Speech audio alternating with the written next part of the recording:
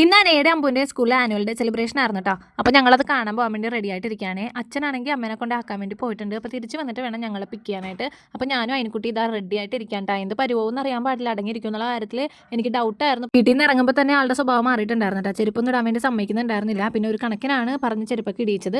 അപ്പോൾ അച്ഛൻ വന്നപ്പോൾ ഞങ്ങളത് ആ പോവാണേ. അപ്പോൾ ചേട്ടനാണെങ്കിൽ ഓട്ടം പോയി ഡാൻസിൻ്റെ സമയമൊക്കെ ആകുമ്പോഴത്തേനും സ്കൂളിലേക്ക് വരാമെന്ന് പറഞ്ഞിട്ടുണ്ടായിരുന്നു കേട്ടോ. അനേ അമ്പൂ എന്ന് പറയുന്നത് ചേട്ടൻ്റെ പെങ്ങളുടെ കുട്ടികളാണ് കേട്ടോ രണ്ടുപേരും. അപ്പോൾ ആദ്യം തന്നെ അവിടെ പ്രസംഗവും കാര്യങ്ങളായിരുന്നു. അത് കഴിഞ്ഞ് കുട്ടികൾക്ക് അവാർഡ് കൊടുക്കണമായിരുന്നു കേട്ടോ. അപ്പോൾ അനേക്ക് ആക്ഷൻ സോങ്ങിൻ്റെയും പിന്നെ വേറെ എന്തോ പരിപാടിയുടെയും അവാർഡ് ഉണ്ടായിരുന്നു. അമ്പൂനാണെങ്കിൽ വെജിറ്റബിൾ പെയിൻറ്റിങ്ങിന് ഫസ്റ്റ് പ്രൈസ് കിട്ടിയതിൻ്റെയും അവാർഡ് ഉണ്ടായിരുന്നു കേട്ടോ. അത് കഴിഞ്ഞിട്ട് പിന്നെ കുട്ടികളുടെ ഡാൻസൊക്കെ ഉണ്ടായിരുന്നു. അപ്പോൾ അനയുടെ ഡാൻസൊക്കെ തുടങ്ങണേ മുമ്പായിട്ട് തന്നെ ചേട്ടൻ വന്നിട്ടുണ്ടായിരുന്നു കേട്ടോ. എന്താണെന്നറിയില്ല കേട്ടോ, എനിക്ക് ഇതിന് മുമ്പ് അതേ അവൾ ഡാൻസ് കളിക്കണാകുമ്പോൾ തന്നെ എനിക്ക് സങ്കടം വരും. സ്റ്റേജ് പെർഫോമൻസ് ഒക്കെ കാണുമ്പോൾ തന്നെ ഞാൻ ഭയങ്കര ഇമോഷണൽ ആവാറുണ്ട് കേട്ടോ.